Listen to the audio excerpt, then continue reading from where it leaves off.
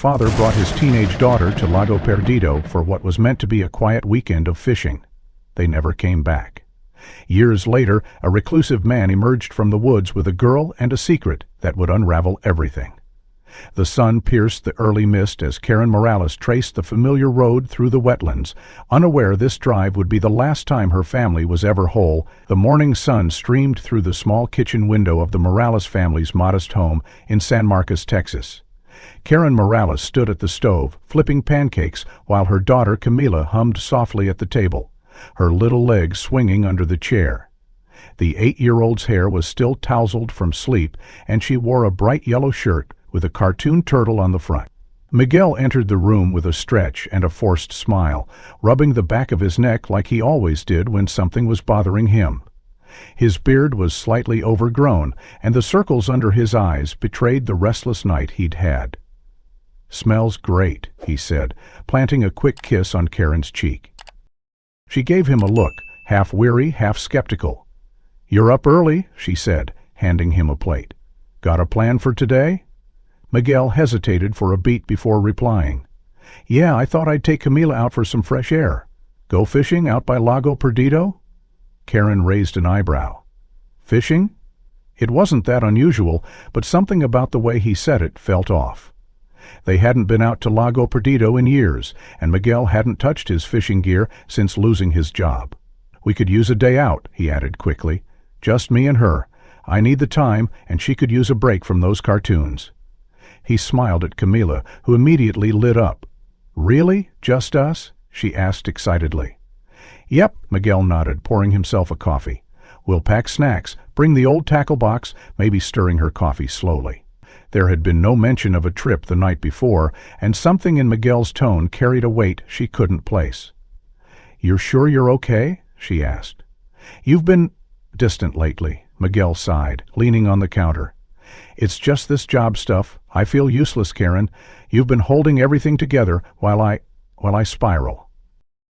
I need to do something normal, something that reminds me I'm still her dad." Karen softened at that, but concern still lingered in her eyes. "Then why not tell me last night? Why suddenly today?"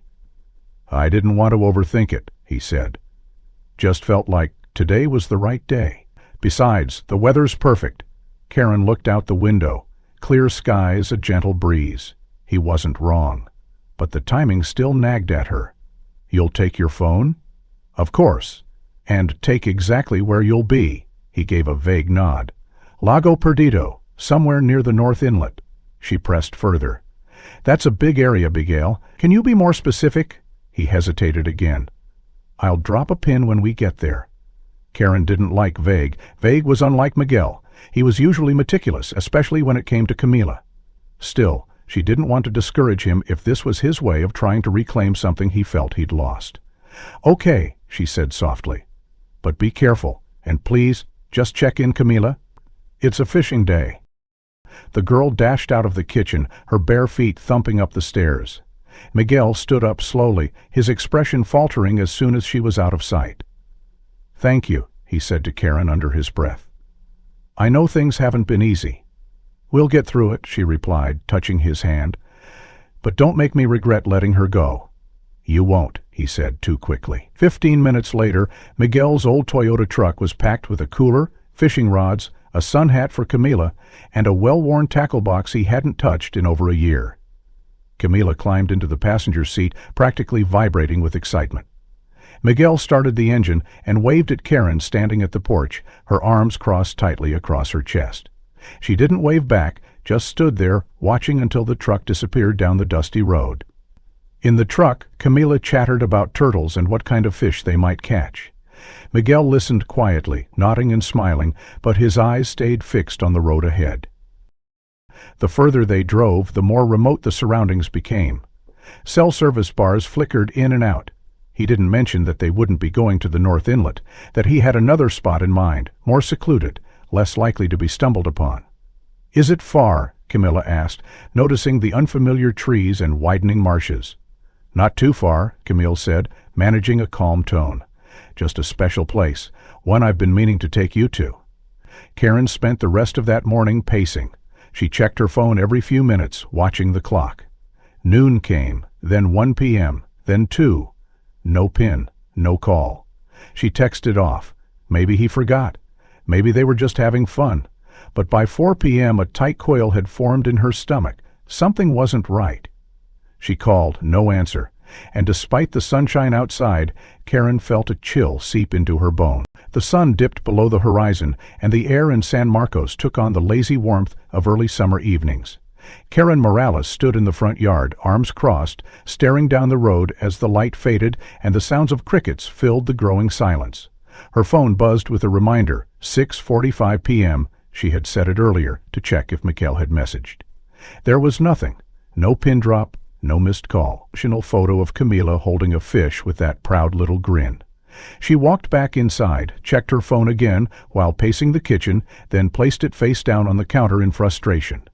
Miguel was sometimes bad at texting, but never when it came to Camila. By 8 p.m., Karen had tried calling twice. The first time it rang 5 times and went to voicemail. The second call cut off after 2 rings. That's when the coil of dread from earlier in the day began to twist tighter. She reheated the leftover pasta from the night before, but when she sat down with a plate in front of the muted television, the food felt foreign in her mouth. She chewed mechanically, her eyes darting toward her phone. At 8:43 p.m., she called again. "Hey," she said, trying to sound calm. "I thought you'd be back by now. It's getting late. Just check in, okay? I'm starting to worry." She didn't mention that she had already called 3 times or that she had Googled sunset times for Lago Perdido, 7:59 p.m. She didn't say how the sound of every passing car made her stand and walk to the window, only to return disappointed. By 9:30, she called her sister. "It's probably nothing," Angela said on speakerphone. "Maybe they lost signal or decided to camp out. He did say he wanted to get away, right?" "Not without telling me," Karen replied, biting her thumbnail. "Not without preparing. He didn't even take the tent." At 10:05, Karen opened Miguel's drawer and checked his charger, still there. His portable battery pack was also untouched. She opened Camila's room and stood in the doorway, staring at the made bed, the stuffed bunny left behind. Her daughter never slept without it. That's when panic shifted into something heavier. At 10:42, she called the sheriff's department. "It's not an emergency yet," the dispatcher said gently. "Technically, a missing person isn't considered missing until 24 hours, especially if they're adults. And with kids, if they're with a parent, it's usually not flagged, unless there's a custody issue or signs of danger." But they're not answering, and it's not like Miguel to just disappear. He said they'd be back by sunset. The dispatcher took the information, names, ages, vehicle description, the last known location, but didn't escalate it. "I'll notify our patrol units to keep an eye out," he said. But this doesn't sound like foul play at the moment. Karen ended the call, her frustration rising. At 11:15, she drove out to the gas station on the edge of town where Miguel usually filled up. The clerk didn't remember seeing him that day. She circled the lot 3 times before returning home and standing in Camila's room again, staring at the empty bed. At 12:07 a.m., she called Miguel again. This time, the call went straight to voicemail. The phone was off. She sat down on the floor of the hallway, back pressed against the wall, and cried, silent, heaving sobs muffled by clenched fists. At 1:34 a.m., she posted in the San Marcos Community Facebook group asking if anyone had been out toward Lago Perdido that day, attaching a photo of Miguel and Camila taken last fall at the zoo. No replies. She tried to sleep but found herself staring at the ceiling, phone clutched to her chest, screen lighting up every few minutes as she refreshed her messages, hoping for something, anything. The next morning at 6:03 a.m., she drove to the sheriff's station in person. A deputy named Holt greeted her and listened patiently. She showed him Miguel's last text from the day before, the time-stamped reminder to check in, the missed calls, the now-dead phone. Holt asked about Miguel's mental state. "He's been struggling," she admitted, "since the layoff, but he's never just checked out, especially not with Camila." The deputy took down her information more thoroughly this time, but still kept his voice measured. "It's possible they're stuck somewhere. Engine trouble all the time?" Karen clenched her jaw. "So you're not going to start searching?" "Not yet," Holt said. "But if we don't hear anything by noon, We'll reclassify it as a missing person case and issue a bolo for the truck." She walked out into the heat, sunlight already harsh by 8:20 a.m., and sat in the car gripping the steering wheel until her knuckles turned white. Her gut screamed at her that something was wrong, deeply wrong, but the world around her didn't seem to notice. People walked their dogs, sipped iced coffee, opened stores for the day. Miguel's side of the closet still smelled like cedar and aftershave. His favorite flannel shirt was gone. Camila's sneakers were gone. Her toothbrush, too. Karen sat at the dining table, staring at the breakfast she had made, 2 plates of eggs and toast, both untouched and growing cold. By 10:45, she returned to the sheriff's station. Holt nodded gravely. "Still no contact?" She shook her head. "Okay," he said. "We'll put out the bolo. Do you have a recent photo of the truck?" She handed over a printout. "One more question," he added. "Any chance he left voluntarily?" Karen stared at him. "With Camila? With Cap Scab? Without taking clothes?" Holt raised a hand. "We have to ask. It's part of protocol." Karen felt the first seed of rage bloom inside her. Her family was missing. She didn't want protocol. She wanted action. Back home, she opened Miguel's laptop. His browser history was scrubbed clean, which wasn't like him. He was the kind of guy who left tabs open for days. She found one download folder, still intact, containing a terrain map of the Lago Perdido area dated 3 days prior. That night she printed the map and spread it across the living room floor. It was huge, filled with shaded zones and barely labeled channels. Miguel had highlighted one narrow stretch, labeled Sector 7N Inlet Marsh, with a red circle. She stared at it until her eyes blurred. Something about the way he'd marked it. She couldn't tell if it was a destination or a warning. She closed her eyes, fingers tracing the route he might have taken, her imagination pushing against the edges of reason. It wasn't like him to lie, and yet everything about the past 24 hours whispered that something had been hidden. Karen picked up her phone one last time that night, thumb hovering over Miguel's contact before she closed the screen again in silence. She turned off the lights, but she didn't go to bed. Instead, she sat by the window, listening for an engine that never came. The second morning, without any word from Miguel or Camila, began, not with a phone call or a knock at the door, but with the sterile silence of a house that no longer felt like home. Karen sat at the dining table, her fingers wrapped tightly around a lukewarm mug of coffee. Her phone lay next to her, screen blank, stubbornly quiet. At 9:13 a.m., she decided to do what she should have done sooner. Check their bank account. She opened Miguel's laptop again, entered the login for their joint checking, and waited as the screen loaded line by line, the digital equivalent of peeling back layers she hadn't wanted to see. The first few entries were normal grocery store runs, gas at the Shell near their neighborhood, a charge from Camilla's school lunch account. But then something made her heart stop. 4 days before the trip, there was a cash withdrawal, $3,800, 0 cents in one lump sum. No memo, no corresponding charge. Karen blinked, refreshed the page, then scrolled back 6 months. Miguel had never withdrawn more than a few hundred at once. And he certainly never did so without discussing it with her. Her first instinct was denial. Maybe it was an error. Maybe he'd planned to pay off something in person. But $3,800, 0 cents, wasn't a casual withdrawal. That was rent for 3 months. That was not just groceries or fishing gear. It was a plan. And if it was a plan, he hadn't shared it with her. Her hands trembled as she took a screenshot and forwarded it to Deputy Holt with a short message. "Just saw this. Please add to the case." No reply came immediately, but she didn't wait. Instead, she got in her car and began retracing routes in her mind. Miguel had said Lago Perdido, but hadn't specified where. She knew the usual launch point, a small dock on the south end, frequented by older locals and weekend hobbyists. But when she drove out there, the man at the small bait shop near the shore shook his head after looking at a photo of Miguel. "No, I don't think I've seen him," he said. "Not lately. He used to come out a year ago, but lately?" "Nah." Karen tried to sound casual. "Anyone mention seeing a dad and little girl in the past 2 days? Maybe different side of the lake?" The man scratched his chin. "Only ones I saw was a group of teens on Saturday, and that old fellow with the kayak. Wait." He paused. "Come to think of it, there's a guy who works at the Chevron up past the East Ridge. Gets some unusual traffic. Maybe he saw something. Karen thanked him and drove northeast, the road growing less familiar as the trees thickened and the pavement faded into gravel. By the time she reached the chevron, the sun was high and the heat was dry and biting. A thin man in his 30s stood behind the counter, scrolling through his phone. He looked up lazily when she walked in. "Need something?" She showed the photo again. "Have you seen this man? He would have been with a little girl, 8 years old, maybe Monday or Tuesday?" The clerk stared at the photo for a long second, then nodded slowly.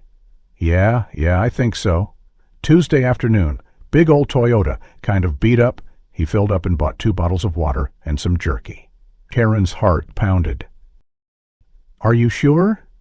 "Pretty sure. Had that tired look, like the kind of guy trying not to be noticed but stands out because of it." "Did he say where he was going?" "Didn't talk much, but he asked if the roads past the Bluff Creek Junction were open. I told him they were, but rough. I figured he was scouting or something." "Do you have cameras?" He looked apologetic. "Record over every 48 hours, unless something's flagged." "Sorry." She walked back to the car, her mind reeling. Bluff Creek was nearly 30 miles north of the usual fishing area. Why would Miguel go there? She pulled up the terrain map he had downloaded and overlaid it on her phone's GPS. The red mark he made sat uncomfortably close to Bluff Creek. Her hands clenched around the steering wheel. He hadn't just gone fishing. He had gone there for a reason. She drove back home in silence, the world outside moving normally while her mind raced. Back at the house, she spread the map on the table again and marked Chevron, Bluff Creek, and the bait shop. The pattern wasn't random. Miguel had bypassed known areas, gone east, then north. She searched online for any mentions of Sector 7. Nothing official came up, just references on backwoods forums about difficult terrain, no surf service, and not a place for beginners. She called Holt again. This time, he picked up. "Hey, I got your email," he said. "That withdrawal's concerning." "I also found someone who saw him," she said, "at a gas station far northeast. He was asking about Bluff Creek." Holt was silent for a moment. "Not where he said he was going, right?" "No," Karen said. "He lied. Or he changed plans. Either way, I think he was avoiding the usual areas on purpose." "Why would he do that?" Karen stared at the ceiling. "I don't know, but I think he planned more than just a fishing trip. He had a route, and maybe someone was expecting him." Holt's tone shifted. "We'll open a formal investigation. Can you come in later today?" "I'll be there," she replied, but after hanging up she didn't sit still. She packed a bag, filled her tank, and printed out the map with the marked route. If the police were going to act slowly, she wouldn't. Not anymore. Her family was out there somewhere, and pieces of the truth were finally beginning to surface, fragments that didn't yet fit together, but hinted at a deeper, more troubling reality than she had imagined. The days turned into weeks, and weeks into months, and the silence surrounding Miguel and Camila's disappearance hardened into a kind of numbness that wrapped around Karen's life like fog. The case was still open, but stagnant, with no new leads, no witnesses, and no evidence beyond the map and the last ping of Miguel's phone, which was triangulated somewhere near the fringe of a remote wetland known locally and ominously as the Dead Swamp. It was an area dense with thick cypress, tangled underbrush, and miles of unmapped flooded paths. Even the local rangers avoided it, citing unstable terrain and years of erosion that had swallowed entire trails. Karen visited the sheriff's department weekly, sometimes just to sit silently outside the office of Deputy Holt, who had become more of a weary ally than an investigator. "We're doing everything we can," he'd say each time, eyes betraying the quiet truth that they had hit a wall. Then, 6 months after the day they vanished, a call came not from law enforcement or any agency, but from a man named Arthur Beck, a retired carpenter turned handyman who had been hired to repair a collapsed roof on an abandoned hunting shack deep in the eastern marshlands. Arthur was not a man easily rattled, but when he arrived at the ranger station that morning, holding a mud-caked digital camera wrapped in an old flannel shirt, he didn't speak until he sat down. "I didn't know what it was at first," he said to Holt, placing the camera on the table between them. "Just saw something shiny under a pile of leaves. But then I saw the sticker. Karen, who had been at the station for her weekly visit, stepped closer and saw the faded cartoon turtle sticker on the side of the camera, Camila's favorite character. Her breath caught in her throat. "That's hers," she whispered. "It has to be." Holt opened an evidence bag, careful not to touch the lens or the damaged exterior.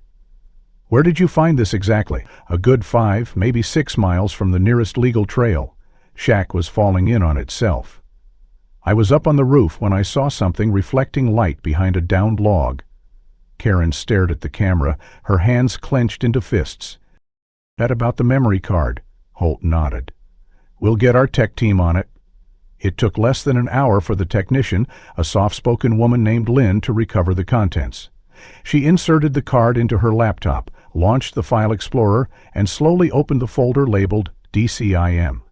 There were only a few dozen images and 4 video clips, each time-stamped within a window of about 10 hours, the same day Miguel and Camila had gone missing. The first image was of Camila smiling, squinting into the sun while holding up a small fish. Her cheeks were flushed, her hair wild, her blue t-shirt damp from lake water. Miguel stood behind her, partially out of frame, grinning despite the exhaustion in his eyes. Karen covered her mouth. "My God," she whispered. The next few images showed the Everglades in golden light, reeds shimmering in the wind, birds mid-flight, a lazy gator resting far in the distance. Then the tone changed. A photo, clearly taken in haste, showed Camila in the boat, her face pale, her hands gripping the edge of the seat. The water around them looked darker, the vegetation denser, and the boat appeared to be in a narrow, unfamiliar channel. Then came the first video.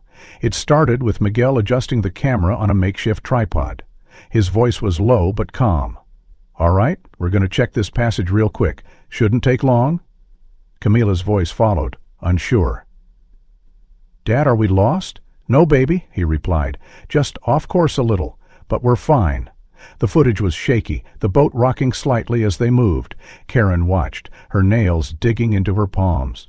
The second video began with a shot of water lilies, peaceful, until a sudden rustle in the background broke the illusion. Miguel turned toward the sound.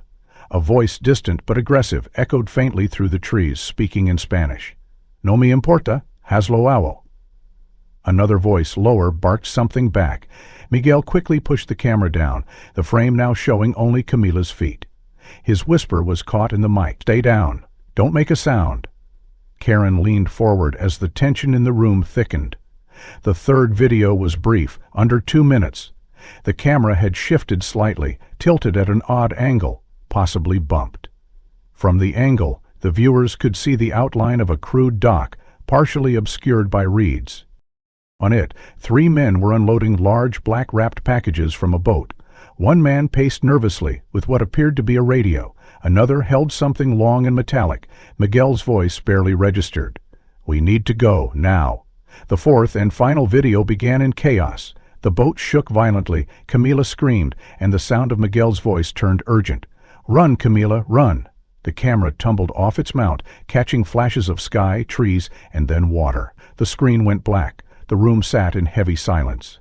Holt exhaled slowly, then looked to Karen, whose face had gone pale. "He wasn't trying to vanish," she whispered. "He was trying to protect her." Lynn carefully ejected the memory card, placed it in an evidence bag, and nodded to Holt.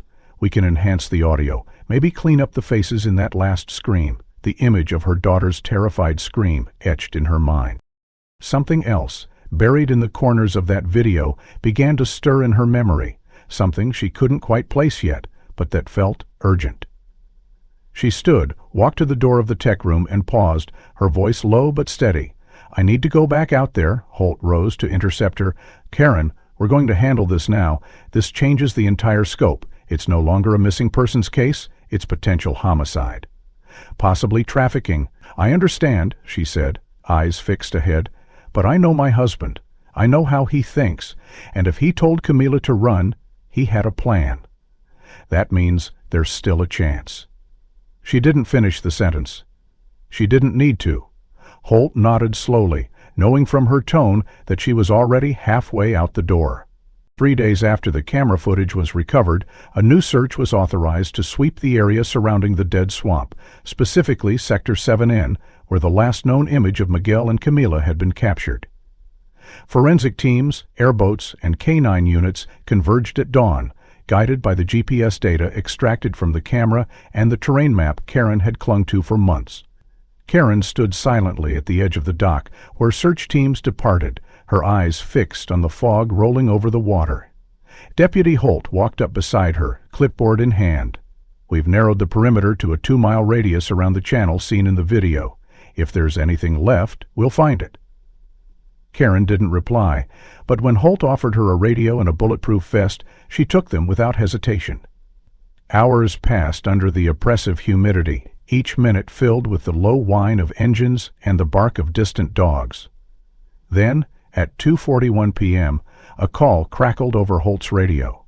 "We've got something, northeast ridge, looks like a partial landslide near the rock face. Possible remains." The team regrouped fast. Karen insisted on going with them. By the time they reached the coordinates, the area had already been cordoned off. A shallow ravine cut through the wetland floor, partially obscured by overgrowth and debris. Near the edge of the drop, tangled in thick vines and mud, lay a decomposing body. The clothing was mostly intact: dark jeans, a flannel shirt, and a tan windbreaker Karen immediately recognized. Her knees buckled, and Holt caught her elbow, steadying her. The medical examiner on site worked quickly, documenting the scene with quiet efficiency. The body, bloated from time and humidity, had a wallet still in one pocket. Miguel's license confirmed what they already knew. But it wasn't just the ID that mattered. Inside the jacket's inner lining, they found a folded piece of waterproof paper. It was a crude, hand-drawn map. No labels, no legend.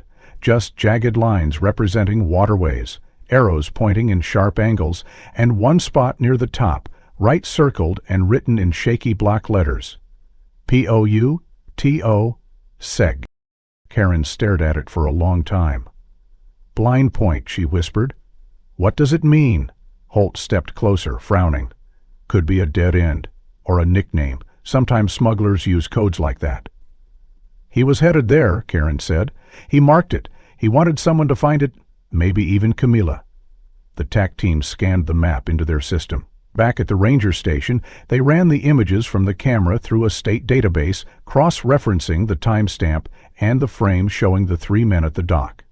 Within an hour, the computer pinged. The match was partial, but solid.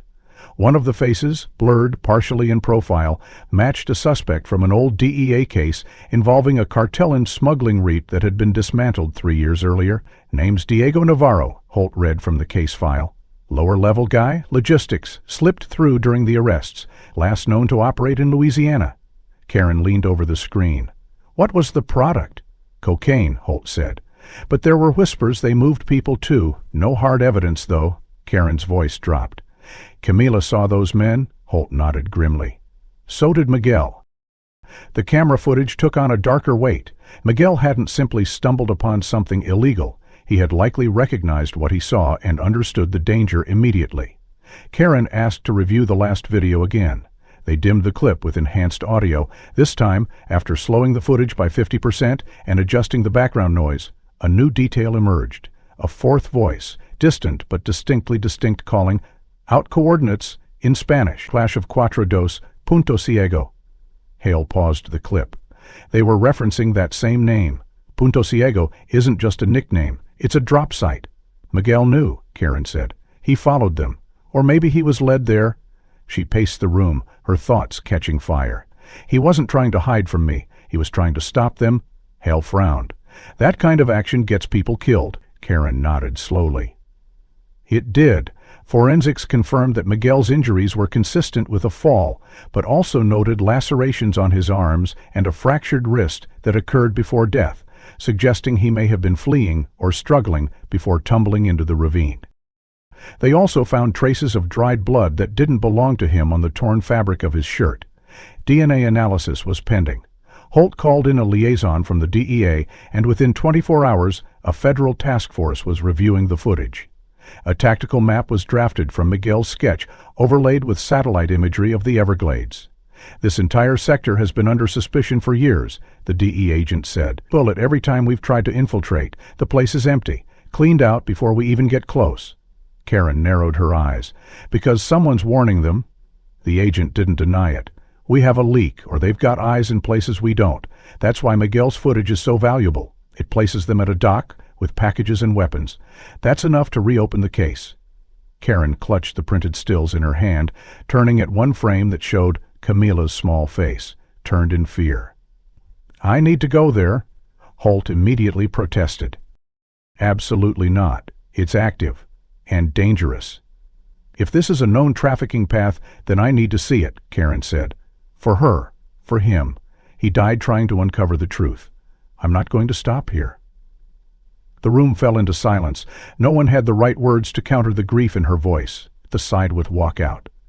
We'll send a team out tomorrow, first light, but you're not going alone. Karen nodded. She didn't care how many officers followed.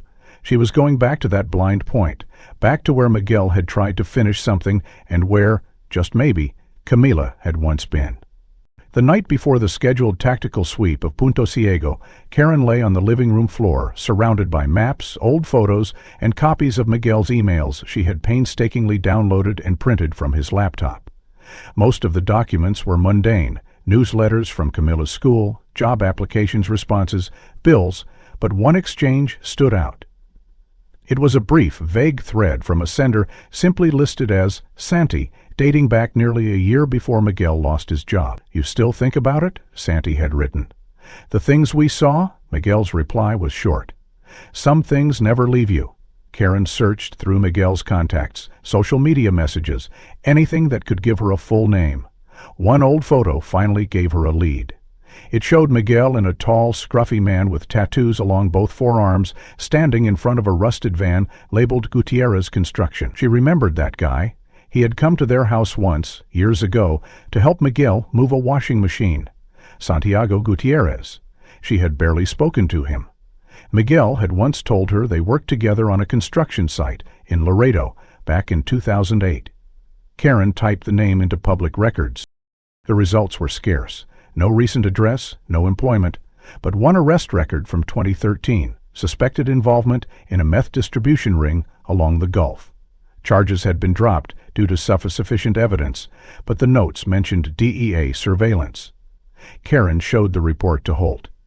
He's the only person Miguel talked to about something big, she said. You think he's involved? Holt shrugged. Hard to say. Guys like that tend to disappear when heat comes, but if he's hiding out in the swamp, it's probably not by choice. The DEA agent nodded. We've heard rumors about a guy out there. Locals call him the Watcher. Could be Gutierrez, could be someone else. Either way, if he's living that deep, he's either running from someone or helping them. Karen grabbed the photo. I need to talk to him. Holt raised his hands. Slow down. Tomorrow we move in with airboats and tactical support. We don't know what we're walking into. But if he's hiding, he won't come out for badges. He'll talk to me. Miguel trusted him once. Holt was hesitant but understood her logic. You don't get within 20 feet of him without backup, he said. You carry a radio at all times. Karen agreed. That night she barely slept. Around 3 a.m., she wandered into Camila's room, untouched since the day she left. The closet door creaked as she opened it. Among the untouched clothes was the stuffed turtle toy Camila called Pepito. Karen hugged it to her chest, eyes burning suddenly. A memory surfaced, quiet, almost forgotten. One evening, nearly a year before the disappearances, Miguel had sat on the edge of their bed, looking drained after a long phone call. Karen had asked what was wrong. He didn't answer immediately. Then, in a voice she now realized had been loaded with something deeper, he said, If anything ever happens, Karen, if I'm not here, if it looks like I made some awful choice, you have to believe me, I'd never do anything to hurt her. She had brushed it off then, assuming he was overwhelmed by job stress, but now those words rang like a warning planted months in advance. By 6 a.m., the tactical team was assembled. Karen joined them on the lead boat, her vest zipped tight, Pepito stuffed in her backpack along with Miguel's printed map. They reached the mouth of the channel marked as Punto Ciego just after 7:40. The team leader gave hand signals, and boats slowed to near silence, drifting between dense mangroves. After 20 minutes navigating the increasingly narrow waterway, one of the scouts signaled from the far west. A clearing opened along the muddy bank, and in it stood a small wooden structure, with smoke lazily curling from a rusted stovepipe. Holt narrowed his eyes through binoculars. "That's not a cartel base. That's a damn shack." "That's him," Karen whispered, already climbing out. But she was already trudging through the mud, raising her arms to show she was unarmed. "Santiago Gutierrez, it's Karen Morales, Miguel's wife." Silence. Then a movement behind the slatted window. A door creaked open. Out stepped a man, older, grayer, leaner than the photo, but unmistakably the same. His eyes locked on Karen, widened slightly, then scanned the tree line behind her. "Don't bring cops here," he said flatly. "Too late," she replied. "They're here, but they don't know what I know. They don't know you knew Miguel." Santiago rubbed his jaw, then motioned her forward. 2 minutes, that's all you get."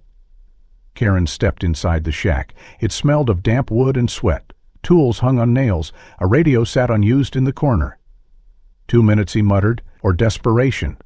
"Why was Miguel out here?" she asked directly. "Why did he mark this place?" Santiago exhaled slowly. "Because we used to run through here, back in the day. Not drugs, not at first, just gear. But it changed. The people changed. Miguel got out. I didn't. Not really." He looked down at his hands. "Last year, he reached out, said someone approached him, wanted to know about the old routes, said they offered money. A lot of it." Karen's stomach turned. "He didn't take it." Santiago looked up. "No, he didn't, but he wanted to find out who they were. He asked me for old maps, told me if anything happened, he'd leave a sign. Punto Ciego, that was our code for a place no one should ever go." Karen's throat tightened. "So he went anyway. He said he had to know," Santiago said. "Said people were going to get hurt. Said if he saw anything, he couldn't live with it." Karen whispered. "He found them?" Santiago nodded slowly. "He did."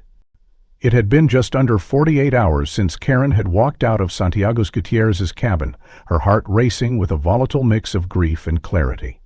Everything Santiago told her had not only confirmed what she feared about Miguel's final days, but also painted a picture of a man who had risked everything for a truth he believed someone needed to see. The Punto Ciego was not a myth, nor just an abandoned trail. It was a place tied to people who had turned wilderness into cover, commerce into crime. Miguel had not just wandered into danger, he had walked directly into its core, trying to shield his daughter in the process. Karen returned to the ranger station that evening emotionally spent, her clothes soaked from marsh water, her mind refusing to slow down. Harold met her at the dock, but no signs of recent use. If Camilla ever made it out, it's not through any obvious trail. Karen could only nod, unable to form coherent words as grief churned silently behind her exhaustion. That night, a storm moved through San Marcos, short but violent, with wind that shook window frames and rain that slammed the roof in sheets. Karen barely noticed. She sat on the couch wrapped in a blanket, staring at the TV without registering what it played.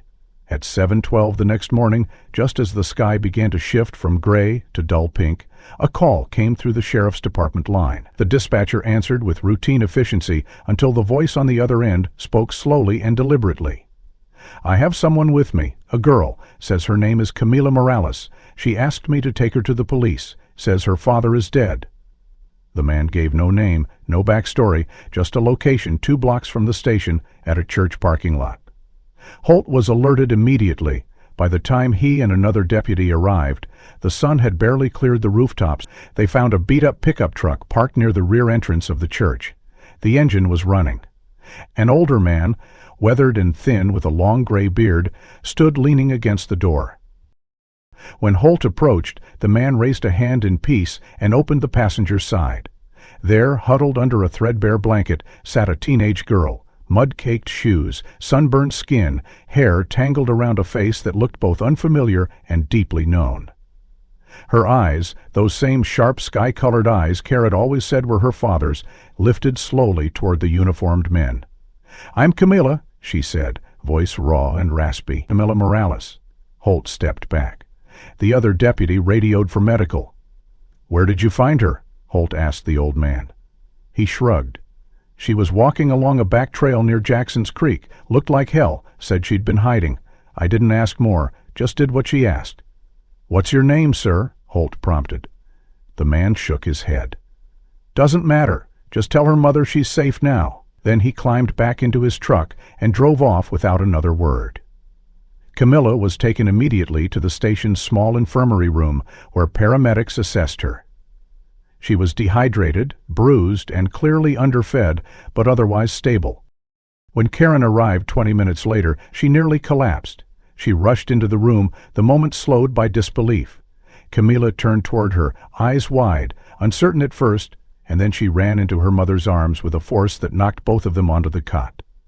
Karen sobbed openly, her fingers combing through her daughter's tangled hair, whispering apologies, questions, and prayers all at once. "You're alive," Karen kept repeating. "You're here." Camilla clung to her tightly, her voice muffled in her mother's neck. "I waited, just like he said. I waited so long." When the medics gave them space, Camilla sat curled beside her mother and began to speak slowly, pausing often to collect herself. "We were on the boat," she said. "Dad said he wanted to check a spot someone told him about. He said it would be quick." She paused. "Then we saw people, on a dock, with boats and bags. Dad told me not to move, not to talk." Her voice trembled. "He said they were dangerous, that we weren't supposed to see them. He tried to back the boat out, but it made noise. They saw us. There was yelling. Then shooting." Karen's knuckles turned white as she gripped the edge of the cot. "He paddled fast, got us into this narrow place. We left the boat and ran. He brought me to this shed, looked like it used to be part of a hunting camp. Told me to stay inside, not come out no matter what. Said he'd lead them away and come back when it was safe." She looked away, eyes glistening. "He never did." "How long were you in there?" Holt asked gently from across the room. 2 nights, Camilla replied. "I didn't eat. I drank rainwater from a bucket. I heard footsteps once, but I stayed quiet. Then on the 3rd morning I waited until I didn't hear anything. I left and walked until I found a road." "That's where the man found you?" Karen asked. Camilla nodded. "He gave me water. I told him not to call anyone until we got to the station. I needed to be sure it was real." Karen pressed her forehead against Camilla's, breathing in her scent, the only thing that proved this wasn't a dream. Holt stepped out, giving them privacy. Outside, the station buzzed with urgency. The return of a missing girl after nearly a year had everyone moving. But Holt's mind was already focused on something else. Camilla had returned. Now came the question of who or what she had left behind. While Camilla rested under medical supervision and Karen remained close, unwilling to let her daughter out of sight, Deputy Holt returned to his office to make sense of the sudden, miraculous reappearance. There were now more questions than ever, especially about the unnamed older man who had brought Camilla to the station and vanished before he could be questioned. A trace on the license plate yielded nothing. The numbers were smudged, likely deliberate, but something in the man's demeanor, his calmness, and the fact he vanished so easily triggered a memory for Holt. He pulled out the photo Karen had shared days earlier, the one of Miguel standing beside a tattooed man in front of a Gutierrez construction van. Then he looked at the station's security footage from that morning. The man was older, thinner, and more worn, but the eyes were the same. Santiago Gutierrez, the so-called watcher, the man Karen had already found once. Holt cursed under his breath. He had let him walk right past him.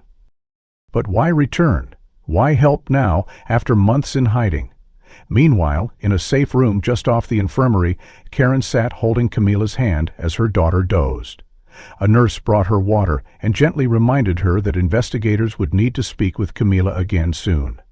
Karen nodded, barely registering the words. She was still trying to process it all, the way Miguel had planned his daughter's survival with almost obsessive foresight. The camera, the map, the hiding spot. But there was a gap between Miguel's death and Camilla's recovery, an 8-month void where the trail had gone cold. Karen stepped into the hallway and found Holt waiting. "That man this morning?" he said. "It was Santiago." Her mouth fell open. "You're sure?" "It's him," Holt confirmed. "Same guy you talked to, but the question is, why now?" Karen's voice was quiet. "Because he saw her." "What do you mean?" Camilla. Her face. It's been all over the news since last night. Maybe he didn't know before. Maybe he was hiding so deep he had no clue she was still out there. Holt crossed his arms. So the question becomes, where has he been watching from? Karen remembered something Santiago said at their first meeting. You got guts. Or desperation, and suddenly the distance in his voice made sense. He had been aware all along, not just of Miguel's disappearances, but of everything that followed. He had kept his head low, off the grid, convinced that if he made contact, it would bring heat back on him. Holt made a call to dispatch, instructing his team to recheck the cabin in the swamp where Karen had first found Santiago. Aerial surveillance showed no recent movement, but that meant little. If Santiago didn't want to be found, he wouldn't be. Meanwhile, an internal DEA contact flagged a detail from a trafficking file dated 8 years prior. A suspect matching Santiago's description had once been named as an informant, briefly before withdrawing under suspicious circumstances. Karen's mind raced with the implications. She called Holt back after digging through Miguel's old notebook again. At the back of one journal, hidden under scribbles of fishing data, she found a short line. Punto Ciego, not just a place. It's leverage, but dangerous leverage. Karen sat down hard. Santiago had known from the beginning that Punto Ciego wasn't just a location, it was a weapon, a bargaining chip, a place so secret and protected that speaking its name carried a death sentence. Which meant that by telling Karen, by letting Miguel go there, she's silently broken a silent code. And now, with Camila reappeared, he must have felt the walls closing in. Holt agreed. He's trying to protect himself. Helping Camila buys him goodwill, maybe even erases some guilt. But he's not doing it out of justice, Karen said. He's doing it out of fear. At that exact moment, another piece clicked. The hidden map Michaela carried, the footage of the armed men, the coordinates. The cartel operation hadn't just been operating, it had been shifting, adapting. And Santiago might be the only person left alive who knew the full extent of the routes and the people involved. That night, Holt received a brown envelope left anonymously at the ranger station drop box. Inside were two things, a small hand-drawn sketch of a backtrail marked with red dots and an SD card labeled Blind Point 2. The sketch was old, water-stained, but it showed a connection between the dead swamp and a small, previously unmarked clearing labeled CS with a note. Holt played the contents of the SD card in private. It was low-quality night vision footage showing a small boat pulling up to a hidden dock under cover of darkness. Two men carried large black duffel bags onto land, one of them glancing back nervously before disappearing into the trees. Karen was summoned to view the footage. She said nothing as it played, but pointed at one of the duffels. That's the same kind as in the camera photos. Same kind my husband died trying to expose. Holt sat back in his chair. He left us a trail, he said. Or maybe Santiago did. Either way, it's still active, and they don't know we know. Karen looked at him, her face calm but resolute. Then it's time they did. In the days following the mysterious arrival of the SD card and map, left anonymously at the ranger station, Holt and his team began re-examining the entire investigative record surrounding Miguel's disappearance with a sharper lens. The return of Camila had changed the tone, but it was the discovery that someone had deliberately tried to leave behind breadcrumb trails, maps, coded names, untraceable footage that forced law enforcement to admit they had missed something big. The envelope, likely left by Santiago or someone connected to him, had done more than offer new directions. It had resurrected the full weight of what Miguel had tried to stop. The first breakthrough came when a DEA liaison received clearance to open archived informant files tied to Gulf Coast smuggling routes. A case from 18 months before Miguel's disappearance flagged a confidential informant with partial credentials, male, Spanish-speaking, employed in construction, to a suspect and known traffickers. The listed codename was Pelican. The report included a redacted summary of 3 anonymous tips relayed through a protected line, each warning of increased activity along the southeastern water trails near Lago Perdido. The informant had requested no direct contact and emphasized that his cooperation would end the moment his identity became even slightly exposed. When the liaison cross-checked the metadata of those call logs against cell tower pings, a pattern emerged. Each call originated within 5 miles of Miguel's address. Karen sat in the briefing room as Holt quietly slid the printed record across the table. "He was the one," Holt said. "Miguel was paranoid, and they knew—" "Someone did," Holt replied. "Someone figured it out, or at least suspected. That's why he was marked." The working theory began to take shape quickly and darkly. Miguel, having seen too much during his years in construction, particularly working jobs along the Gulf, had once been approached by traffickers or their proxies. He had turned them down, possibly played along long enough to get information, then fed that intel to the DEA through untraceable channels. But that sort of betrayal doesn't stay secret forever. Sometime in the months before the trip to Lago Perdido, someone within that network had either recognized him through those resurfacing surveillance routes. The moment he started showing interest in those old coordinates again, he drew attention. Karen remembered now, with painful clarity, how Miguel had grown paranoid in the weeks before the trip, checking locks twice, closing the curtains during the day, changing his routes to work even though he was unemployed. "He knew they were watching," she whispered. "He just didn't tell me." He halted the cabin, holding back to the trip with Camilla. It wasn't random. It wasn't just about fishing. He knew something was going to happen. He wanted to be with her. But he thought he could still protect her. Pritter discovered something like his office had been tailed days before the disappearance. Unmarked vehicles were recorded on highway cameras following him on two separate routes, once when he stopped at a gas station far east of the lake and again outside a bait shop. One of those vehicles matched the partial plate from the cartel suspect database, last registered to a shell company in Louisiana, long flagged for suspected trafficking connections. The final piece came from Camila's own memories, slowly emerging now that she felt safe. In a quiet moment, curled beside her mother, she recounted the last few hours before everything went wrong. "Dad kept saying weird things," she murmured, like, if I ever felt scared, I should hide and not try to be brave. He said brave wasn't always loud. He packed a backpack with snacks and water and told me where he put it in the boat, but he acted like it was just for fun. Karen squeezed her hand. "Was preparing you." "He gave me Pepito," she said, referring to her stuffed turtle, "and told me if I got lost, I should tell people that was his name, that if they knew, they'd know I was his kid." I didn't understand then. But Karen did. Miguel had given her a code, something identifiable only to those who knew him. Even the naming of the camera's folder, DCIM_folder, had the same signature. Pelican. Camila had survived not just because she was lucky or hidden in the right spot, but because her father had built her survival like a checklist, mapped it in his mind long before the first shot was fired. Holt turned away from the board of evidence, rubbing his temple. He knew they would come, he just didn't know when. And when it happened, he didn't run. So she could disappear instead of him. Karen stared at the wall of maps, pins, and photographs, one of which now showed Miguel's flannel shirt, blood-stained, marked with a tag reading, "Primary Scene."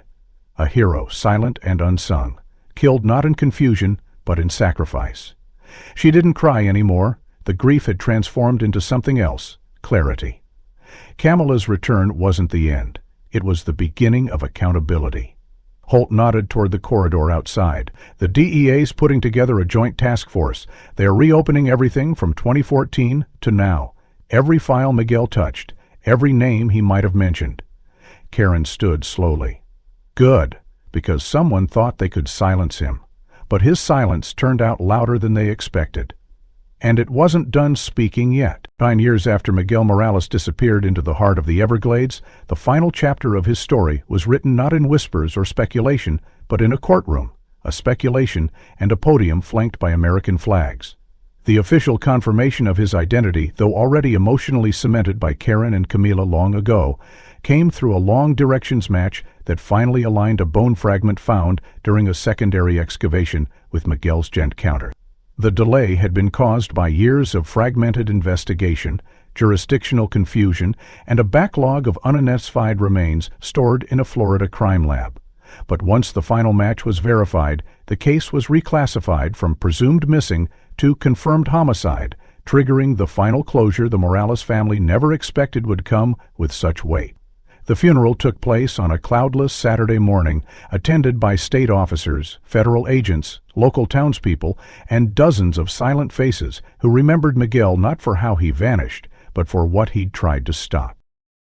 Karen stood at the front, her hands gently folded over a simple black clutch. Camila beside her, now 18, poised, taller than her mother, with the same quiet steel Mikhail had once carried in his walk. The casket was draped in a deep green cloth, with a bronze plaque inscribed with only his name, his birth and death years, and one short line: he chose courage. At the memorial, Camila stepped up to the microphone in a navy dress and dark blazer, her voice clear but laced with the emotion of a girl who had lived half her life defined by a single loss. She spoke not from a prepared speech, but from memory. "My father wasn't a soldier or a police officer," she said. "He didn't carry a badge, but what he did carried just as much weight. He saw something wrong, and instead of turning away, he chose to protect. He didn't talk about being brave. He just was. When he realized his life might be in danger, he didn't run. He planned. For me. For what came after. And because of that, I'm standing here today." A hush fell over the crowd, followed by the soft clearing of throats and the quiet unfolding of handkerchiefs. "Now was a good man," Camila continued. "Not perfect. He lost jobs. He got frustrated. He forgot frustrated sometimes. But when it mattered most, when everything was on the line, he gave everything to make sure I would be okay. He is my hero, not because he died, but because of how he lived in those last hours, the choices he made when no one was watching." She paused, blinking back tears. "That's what makes someone a hero. Not medals or titles, but—" By the end of her speech, several agents from the DEA and the local sheriff's department stood quietly, hands behind their backs. They had come not just to observe, but to honor.